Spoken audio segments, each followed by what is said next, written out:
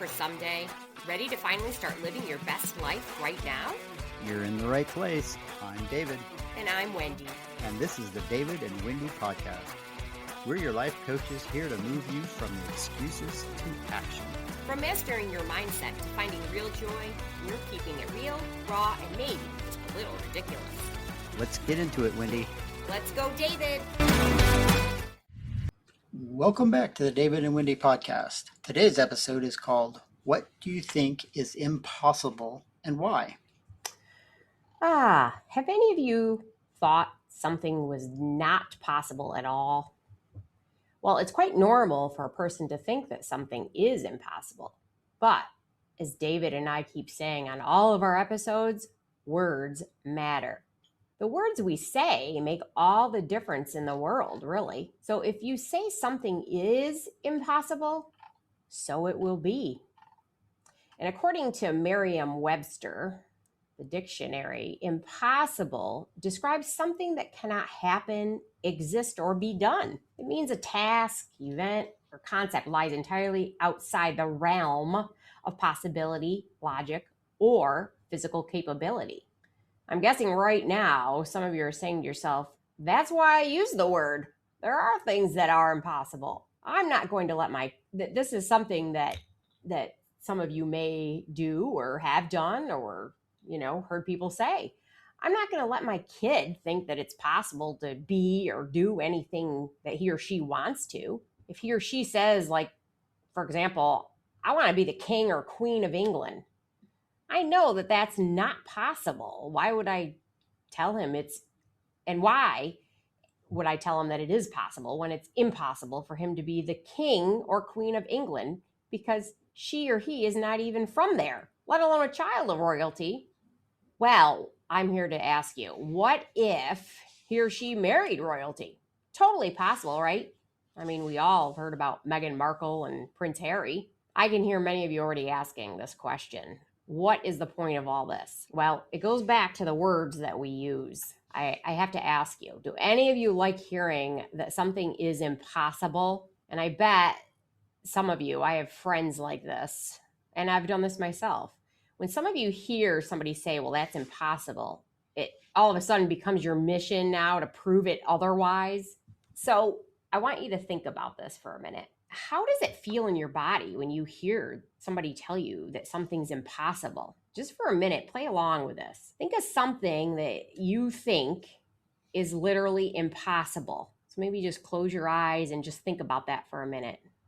I'll give you just a moment. How does your body feel when you tell yourself that this thing or to do or be or have is impossible? And I think the key here, for sake of that words we say to ourselves and others really do matter, is to try changing that word now, impossible, to maybe improbable. It's improbable for this thing to be or have or do. So just think about that for a minute. Say that you think this event or thing that you want or to do is improbable. And how does that feel in your body? Does it feel slightly better? And then change it to it's possible, because there's always a possibility for anything, even if it's less than 1% likely of happening, being, or doing. But just in your body, feel what it could be like if it's possible. How does that feel when you change it to that could be possible? Well, this, my friend, is the realm of possibility. Exactly. Because while things may be possible, which is actually kind of a little bit of an overstatement or simplification, like saying, I'm 1,000% behind you on this or whatever, right? We over dramatize our speech, which is also simplifying as well, right? It's just impossible. It's just brushing it off, just done. But when you're telling a child something is impossible, even if it is, right, it's adding bricks to the wall of their enclosure of what is possible. And it supports the bricks that are already in your wall, right? in other words, being told over and over that things are impossible starts to build the questioning for future options, right? Um, that may seem impossible at the time, but truly are not, right? We have um, lots of examples of people going from bust to fame, right? There's Tyler Perry is a great example. When he started, he was living part-time on people's couches and in his car while he was writing the plays that turned into movies that turned into you know gigantic studios. And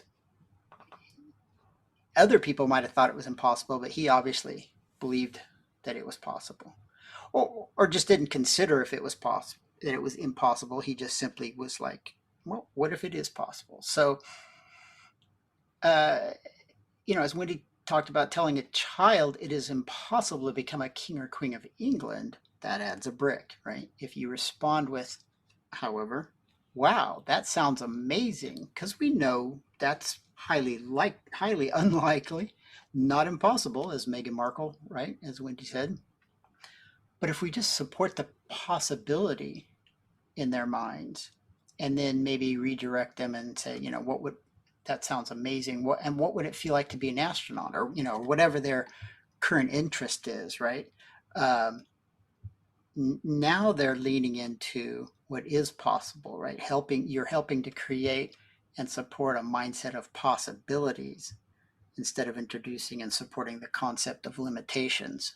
Same coin, right? Same coin, different side. We all know that when we were young, everything seems possible, but we typically get shut down, bricks added to the wall by well-intentioned adults who don't want us to be disappointed, right? They're like, okay, well, I'm going to tell you now, that's just not going to happen, and you kind of tear them down, right? Uh, but adults forget how a child's imagination works, and that interests change all the time, right? They can get focused just like we can, right? We can get hyped up about something I mean adults, can get hyped up about something, and it's like, oh yeah, we got to do that. That's awesome. And then, days or a week later, it's, gone, or, whatever it is, right? We're on to something else.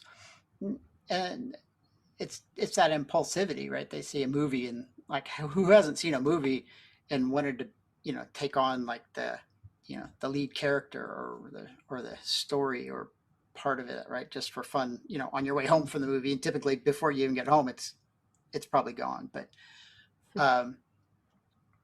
it's just typical that adults, caringly, with all due care and good intention, they train kids to think realistically, mostly because they were, right, their parents were training them to be realistic. But that is teaching them to add bricks, right? To start creating, as we've talked about, their own box, that, left unconsciously to itself, will diminish and even shrink their vision for future possibilities, right? Including, very importantly, self-worth and self-confidence. If things are feeling impossible, that can feel overwhelming. And right? So then you're like, well, I'm not good enough to do that, or I'm not capable of doing that, right? That shoots it down. And you may be experiencing the results of this process as well. Matter of fact, I would kind of guarantee that. But let me leave you with a few things to ponder, though. What you believe to be possible for yourself is, until you see it's not, until you prove it to yourself. And you can look back through past experiences where you went from thinking impossible to actually having the experience. So the idea is not that everything is possible, right? It's the idea of leaning into things are possible, as opposed to things are not possible. So when you're leaning into things are possible, you're looking for ways to get there, to achieve that. When you're focused on the other side of the coin, that things are impossible, you find things that prove to yourself that, yeah, that sure was impossible. Things happen all the time that people consider, are impossible. So, but here's the thing. Why do you think some things are impossible when others are actually experiencing them, right? Good point. Right? If it's impossible, how are these other people doing it? Yeah, it makes me think There's of nothing magical about them. They didn't. Right. Yeah. That's a good one. It just makes me think too, the phrase, do you look at the glass as half full or half empty? Right. One of my favorite phrases, I think I used it with my personal children, but also as a teacher, because I so often would see students come in just almost shot down by ideas that they had or dreams. And I have always, one of my favorite sayings is, anything is possible. And don't let anyone or anything tell you something is not possible. Where there's a will, there's a way. Right, right. We have the coin in our hand, right? The possible, impossible coin. And the side we choose to look at is up to us. Yeah. So if it's a choice, then why not choose what empowers us, right? Because exactly, when we choose the side that looks back at the evidence that implies impossible and add bricks, or flip the coin over, right? See the options for who we want to be, or what we want to do, or what to have next. Absolutely, which brings us to the end of this episode. And in closing, our topic for next week, imagine this, is the opposite. How can something be possible and why? All right. That's the show for this week. We hope you are feeling motivated, like you're ready to take on the world. If you got value today, do us a huge favor. Like and subscribe and leave us a review.